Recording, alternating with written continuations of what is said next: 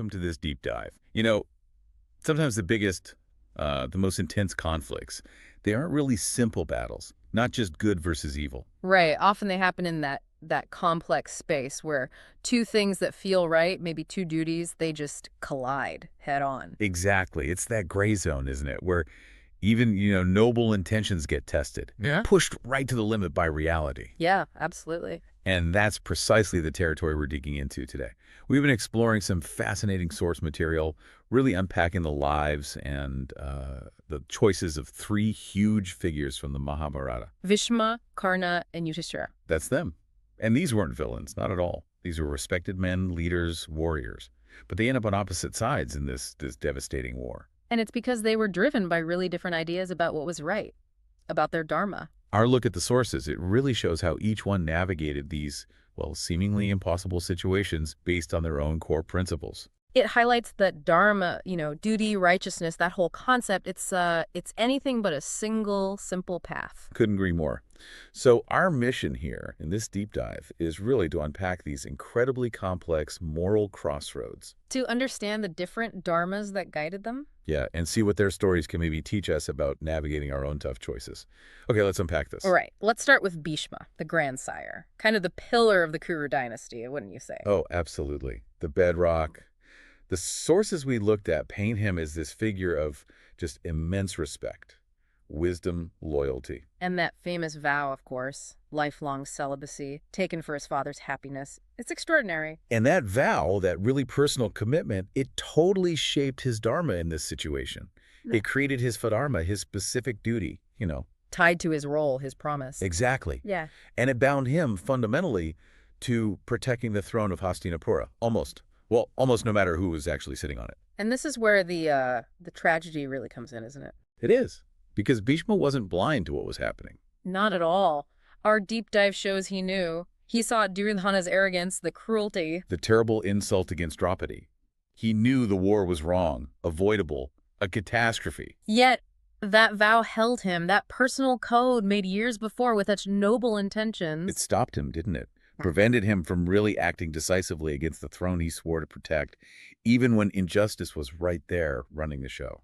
It's such a stark picture of a promise becoming, a cage. Yeah. And that quote attributed to him, it captures it perfectly. My loyalty is to the throne, not to the man upon it. Wow. That says so much. It wasn't just about allegiance. It was the principle that trapped him, forced him onto a side he knew was wrong. It really feels, reading the sources, like a profound tragedy of Dharma, where a principle meant to uphold righteousness actually constrained his ability to act righteously. Especially in the face of such immense evil. What a position to be in. Incredibly difficult. Okay, so from the man bound by his word, let's turn to Karna. Karna, often called the unsung hero. Right. And the sources describe him as just, so complex, immensely skilled. But with that tragic backstory, child of Surya and Kunti, cast away. Raised by charioteers, always mocked for his birth, even though he was this incredible warrior. And Karna's dharma, it wasn't like Bhishma's, rooted in lineage or a big formal vow. His was forged, really, in gratitude, in loyalty. To Duryodhana. Exactly. Duryodhana was the one person who looked past his birth, gave him dignity, friendship. When basically the whole world was shunning him. Yeah. And that bond, that relationship, it became the absolute cornerstone of his dharma. Which leads to his own agonizing conflict, right? Because, like Bhishma, he knew Duryodhana's cause wasn't just. He saw what happened to Draupadi, and then, maybe the most devastating part, finding out he was actually fighting his own brothers, the Pandavas. Just brutal. And the sources really stress that even knowing all this, he stayed with Duryodhana. Why? Because his sense of duty, his dharma, was just completely tied up in repaying that debt, that life-changing gratitude. His core belief, it's presented as so central. My life is Duryodhana's gift. I cannot abandon him. It's powerful. For Karna, dharma was deeply personal. It was about loyalty, returning kindness. Even when it meant fighting for a cause he knew deep down was wrong, even against his own family. So his story shows us the different side of dharma, doesn't it? Based on personal loyalty, on debt. Even when it clashes with those bigger ideas of justice and truth. Yeah. It's like a righteousness driven by the heart's promises. Yeah. Even if it ends up breaking that heart. Wow. So two men, two really distinct dharmas, and both lead them into this unjust war because of principles they felt they just had to uphold. And then there's Yudhishthira, Right. The son of Dharma himself. the king known for never lying, for his commitment to truth, the one who went through such immense hardship. Losing everything in that dice game, the exile. Terrible suffering. Yet, through it all, defined by trying to stick to righteousness. His dharma seems, on the surface, maybe the most straightforward. Truth, justice, righteousness, that's what the sources focus on. But, as our deep dive showed, even the son of Dharma, well, he wasn't perfect.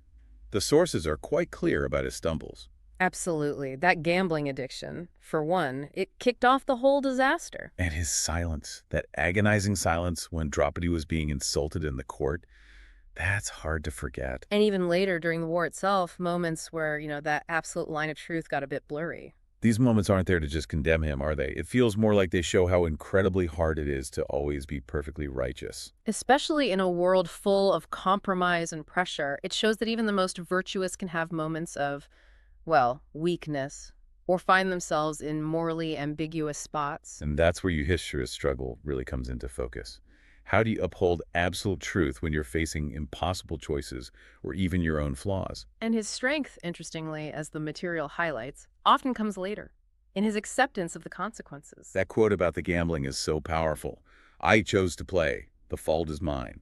Owning it. That willingness to take responsibility for the outcome, no matter how bitter, even if it was self-inflicted, that becomes a defining part of his path. It's another angle on navigating Dharma, isn't it? Not aiming for righteousness, but also facing up to your failures. Definitely. So here we have them. Bhishma, bound by his vow. Karna, driven by loyalty. Yudhishthira, wrestling with truth and his own imperfections. Three men, guided by really different ideas of Dharma, all caught up in the same tragic war. And what's really striking, reading through the sources, is that they're all framed as, in their own way, noble figures. Yeah, their tragedies aren't just random bad luck. They stem directly from being so committed to their specific moral compass, their Dharma. And the real takeaway from the source material, it seems, isn't about picking a side. It's not saying this Dharma is better than that one. No, it's about showing the sheer complexity, the sometimes agonizing complexity of Dharma itself. It really hammers home that Dharma isn't some easy, straight road.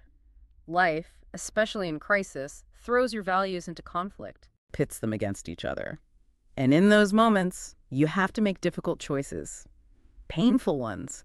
There's no escaping it. And this is where our deep dive found something really profound, I think. Yeah. In these tough, gray area situations, the sources seem to suggest it's not just the choice you make that defines your Dharma. Okay. What else? It's also about the intention behind it, your awareness of what might happen, the consequences, and, crucially, the courage to actually bear that outcome, whatever it is. Oh, okay. That adds a whole other layer, doesn't it? It really does. It shifts the focus a bit from just following the rule to the kind of internal strength and awareness you need to navigate these moral storms. And these aren't just dusty old stories, are they? These dilemmas, they echo. They show up in our lives today, all the time. Oh, constantly. Think about it. You face situations like this. Maybe a promise you made to family clashes with what feels fair to a friend. Or loyalty to your company versus what you think is right for, society or the environment. Exactly. And the source material really puts its finger on it with that question. What do you do when every choice feels like you're betraying something important, something sacred? That's the core of it. That's Yeah. the gray zone they were in, and it's where we find ourselves wrestling too sometimes. It makes you stop and think about your own principles, doesn't it? What guides your difficult decisions and what it really costs to live by them. These figures, Bhishma, Karna, Yudhishthira, they show us the immense pressure, the complexity of living by a code when codes collide. But while they struggled in that gray zone, the Mahabharata, as presented in our sources, it does offer another perspective, another way to think about Dharma. Right.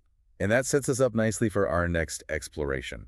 We're hinting at the figure who offers a different path forward. Krishna, the divine charioteer, right there on the battlefield. Exactly. We'll be looking at how he seems to almost redefine Dharma, moving it away from just rigid rules and these conflicting duties, Towards something else. towards this powerful call for selfless action. Doing your duty, but without being attached to the outcome, to the results. Which is a pretty radical shift in perspective, especially amidst all that chaos. How to live righteously, then? It is. So navigating your own Dharma, especially when values clash, it can feel incredibly complicated, often painful. Bhishma, Karna, Yudhishthira, all righteous, yet all wronged by righteousness. But what if Dharma isn't about who is right, but about what is needed? In the next episode, we meet the one who dared to rewrite Dharma itself, Krishna.